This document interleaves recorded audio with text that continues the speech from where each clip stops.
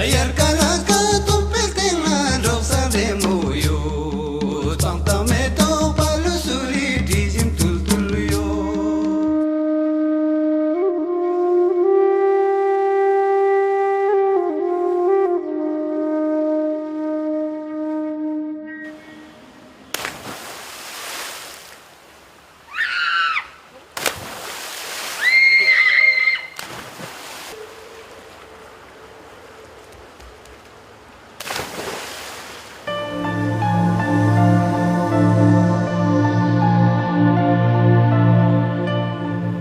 গতদিন আমরা রওনা হয়েছিলাম পাঠানকোট থেকে কাটরার রাস্তায়, কিন্তু সকাল সকাল রওনা হয়েও এগোনো যায়নি খুব বেশি দূর। Culprit কেদারের bike.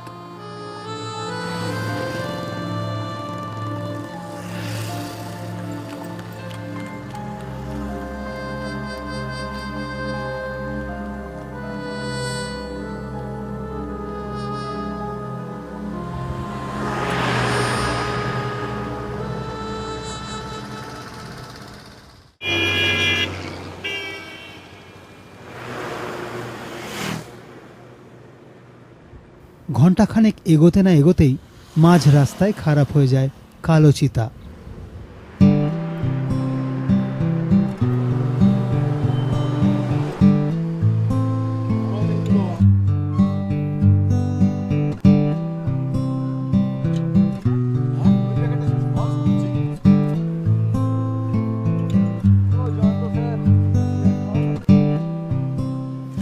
গাছের ছায়ায় ভরসা কিন্তু সেই বিস্ময়।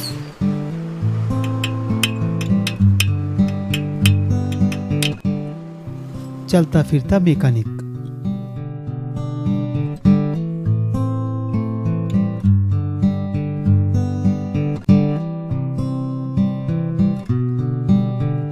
লাগেজের বেশিরভাগটাই ভর্তি বাইক সারানোর খুঁটিনাটি সরঞ্জামে।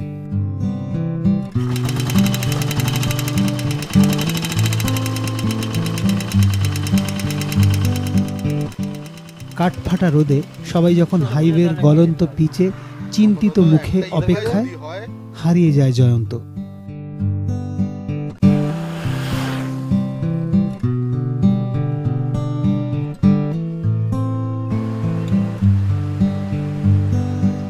প্রায় আধ ঘন্টা পর ফিরে আসে দিনের সব থেকে বড় আবিষ্কারটা নিয়ে।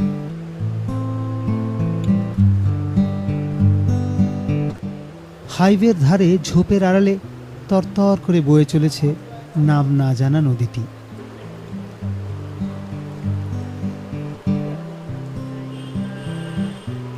আর তার ঠিক ধারে নিঝুম এক মাজার।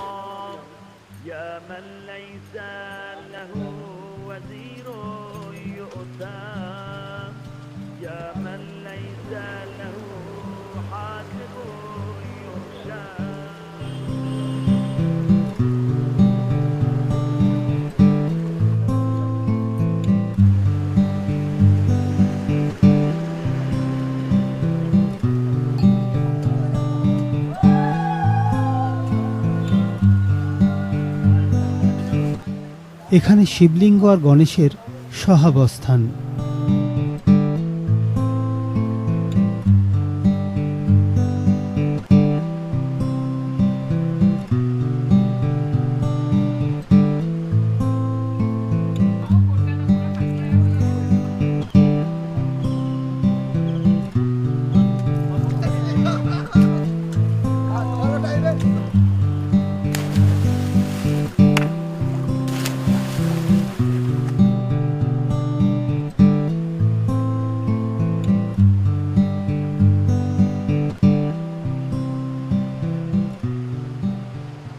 বাইকিংয়ের এক মজা, কোনো নির্দিষ্ট গন্তব্যে আটকে থাকতে হয় না। যেমন আজ দুপুর দুপুর যেখানে পৌঁছানোর কথা কাটরায়, সেখানে দুপুর গড়িয়ে বিকেল আমরা আটকে পাঠানকোটের খুব কাছেই নাম না জানা নদীর কাছে।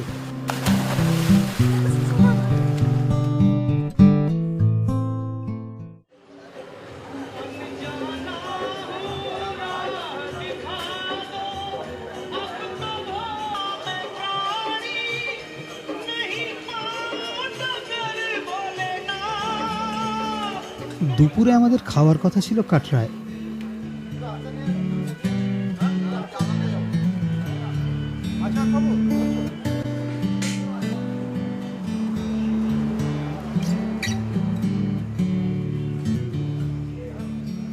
নিঝুম মাজার ভুলিয়ে দিয়েছিল সে কথাও। সম্বিত যখন ফিরল, পেটে ডন দিতে দিতে ক্লান্ত হয়ে পড়েছে ব্যর্থ ছুঁচো। কথায় বলে ইচ্ছে থাকলেই উপায় হয়, তবে উপায় যে এত রাজকীয় তা কেই বা জানত। তাও আবার সম্পূর্ণ বিনামূল্যের লঙ্গরখানায়। বছরের এই সময়টায় জমজমাট থাকে কাশ্মীরের এই রাস্তা। প্রতি ৮ কিলোমিটারে মিলে যাবে লঙ্গরখানা, মূলত অমরনাথ আর বৈষ্ণব দেবী যাত্রার ভক্তদের জন্য। তবে ভক্ত না হলেও ক্ষতি নেই, লঙ্গরখানার দ্বার সবার জন্য খোলা। अमरनाथ यात्रा के लिए जो यात्री देश के हर कोने कोने से जाते हैं, उनकी सेवा में ये समिति के द्वारा ये लंगर आयोजित किया जाता है। इसको 13 साल हो गए इस लंगर को शुरू किए हुए, और आज भी ये बाबा की कृपा से 24 घंटे ये दिन रात चल रहा है। हजारों यात्री रोज आते हैं, देश के हर कोने से, विदेश से भी आते हैं, नेपाल से आते हैं, जैसे मॉरिशस से आते हैं, फॉरेन से सब लोग आते हैं बाबा के दर्शनों के लिए। अमरनाथ यात्रा के साथ साथ वैष्णो देवी यात्रा के लिए भी जो भगत जो आते हैं, यहाँ ठहरते हैं दिन रात, यहाँ रुकते हैं, पेशाब करते हैं, खाना खाते हैं, कोई चाय पीता है और आराम करके फिर आगे यात्रा के लिए रवाना हो जाते हैं। कश्मीर का मौसम बरसात है, कभी मौसम ख़राब हो जाता है, कभी यात्रा रुक जाती है। अब लाखों में वहाँ यात्री गए हुए हैं, उम्मीद से ज़्यादा यात्री वहाँ पहुँच चुके हैं। जब मौसम ख़राब होता है तो थोड़ी देर के लिए रुक जाती है, फिर जब मौसम ठीक होता है फिर वो छोड़ देते हैं, लेकिन लाखों यात्री वहाँ पहुँच चुके हैं।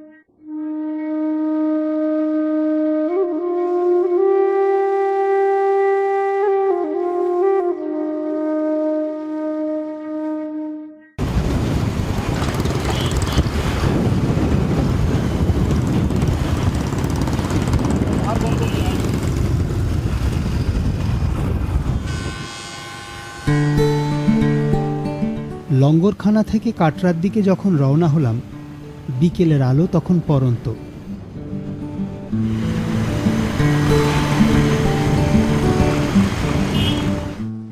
তখনও জানা নেই এই রাস্তাতেই প্রথম মোলাকাত হবে পাহাড়ের সঙ্গে।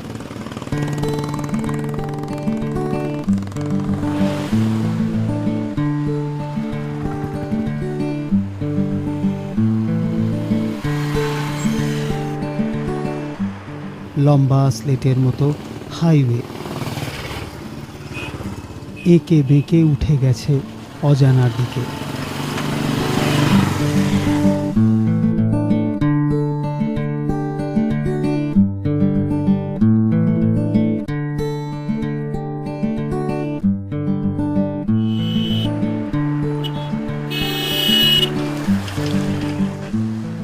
ইতিমধ্যেই অবশ্য আমরা পেরিয়ে এসেছি জম্মু শহর। ভারতের আর সব জায়গার সঙ্গে এই রাজ্যের তফাৎ দুটোই, সীমানা পার করতেই বন্ধ হয়ে গিয়েছে প্রিপেড মোবাইল, আর রাস্তার দুধারে জায়গায় জায়গায় সশস্ত্র রক্ষীর আনাগোনা বেড়ে গিয়েছে অনেক গুণ।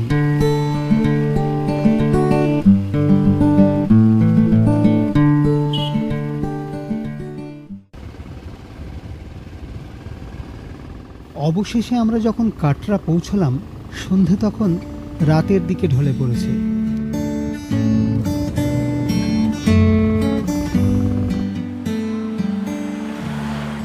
ঘুমিয়ে পড়েছে কাটরা শহর।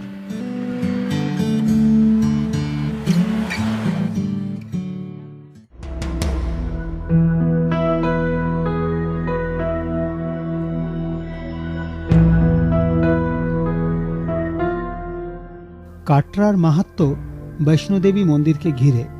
প্রায় 14 কিলোমিটার হেঁটে 6500 ফুট ওপরে পৌঁছতে হয় বৈষ্ণোদেবী গুহা মন্দিরে।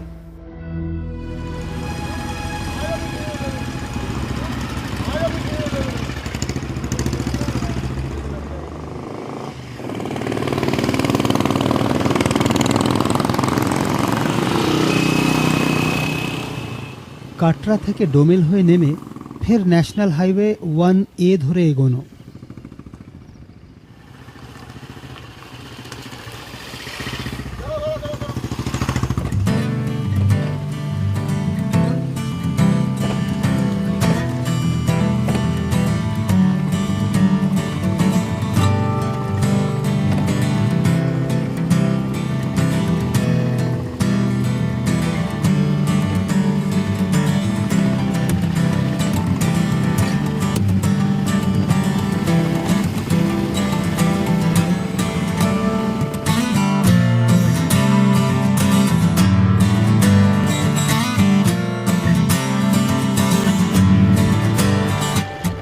উধামপুর পেরিয়ে এই রাস্তায় সোজা পৌঁছে গিয়েছে শ্রীনগর।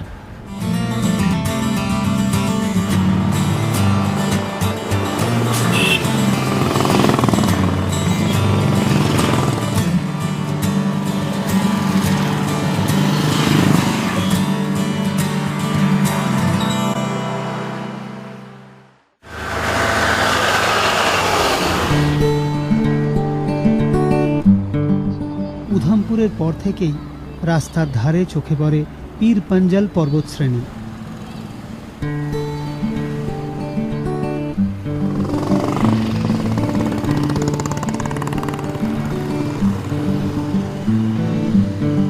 এই পীর পাঞ্জাল পর্বতশ্রেণী দেখতে দেখতেই একসময় আমরা পৌঁছে যাই পাহাড়ের কোলে পাটনি টপে।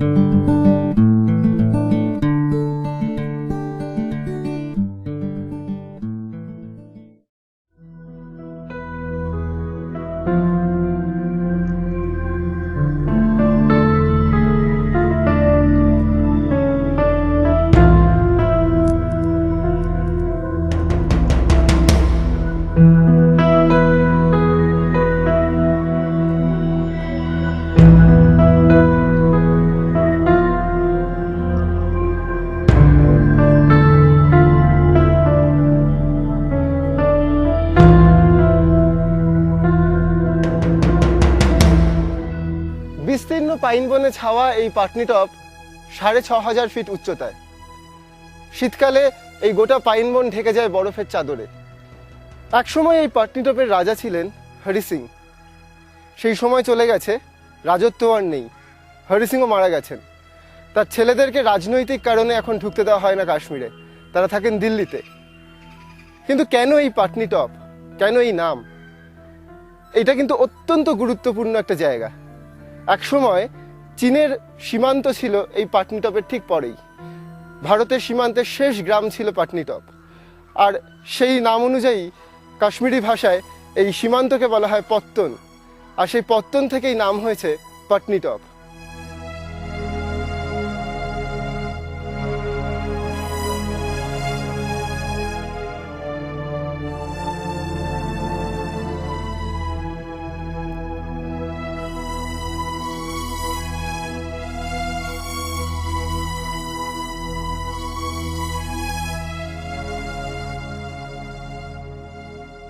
পাটনি টপ মানে শুধু মেঘের খেলা নয়, পাইন বনে ঘোড়ার পিঠে এক লহমায় হারিয়ে যাওয়াও।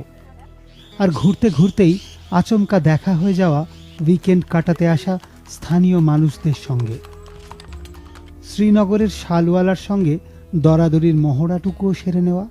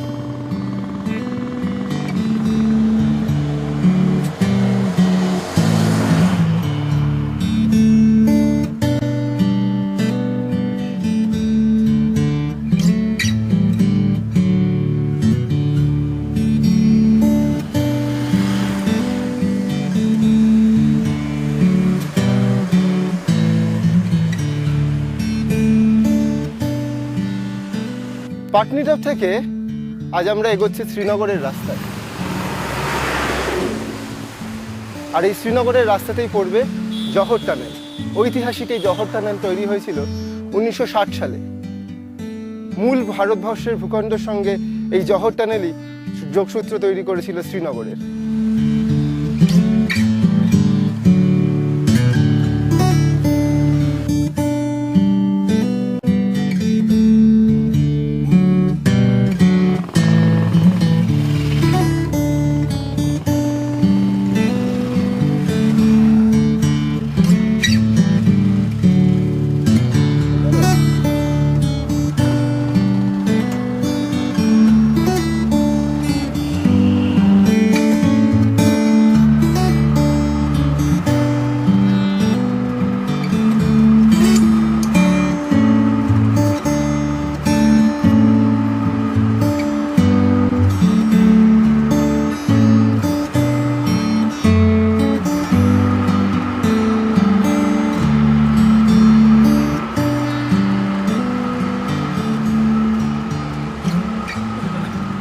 আমার বাইকের নাম আইবেক্স।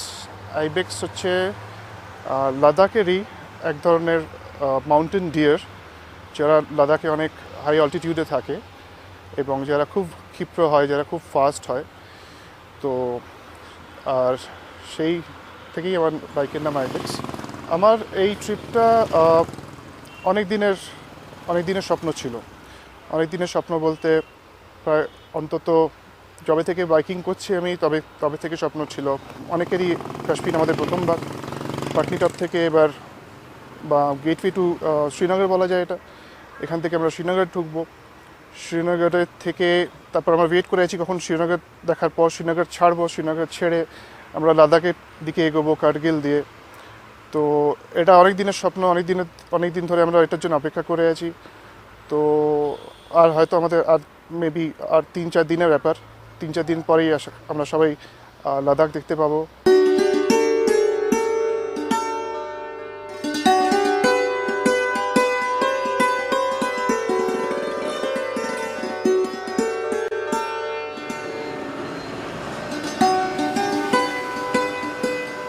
জওহর টানেল পার করলে মুহূর্তেই বদলে যায় দৃশ্যপট।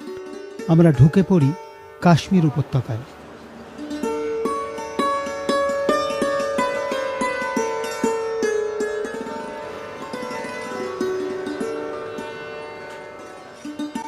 বাইকিং অ্যাকচুয়ালি আমি ছোটবেলা থেকেই খুবই ভালোবাসি। বাইক চালানোর যে আনন্দটা, একটা ফ্রিডমের ব্যাপার থাকে, সেই ফ্রিডমটা আমার মনে হয় সবচেয়ে বেশি পাওয়া যায় বাইক চালিয়ে। চালানোর যে আনন্দ প্লাস একটা ফ্রিডমের যে ব্যাপার থাকে, সেইটা আমার কাছে খুব ইম্পর্ট্যান্ট। এবং আমি বিভিন্ন জায়গায় যেখানে আমার ভালো লাগলো সেখানটা আমি দাঁড়াতে পারি, সেখানটা আমি ছবি তুলতে পারি, সেই জায়গাটাকে আমি ফিল করতে পারি।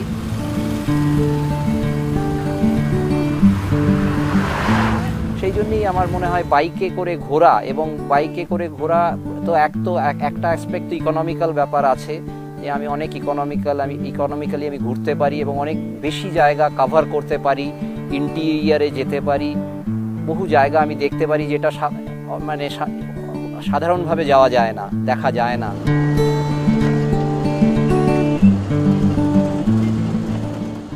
বানিহাল, অবন্তিপুর, পাম্পোর পেরিয়ে পৌঁছলাম শ্রীনগরে। আগামী পর্বে আমরা ঘুরে বেড়াবো ভূস্বর্গের রঙিন ক্যানভাসে।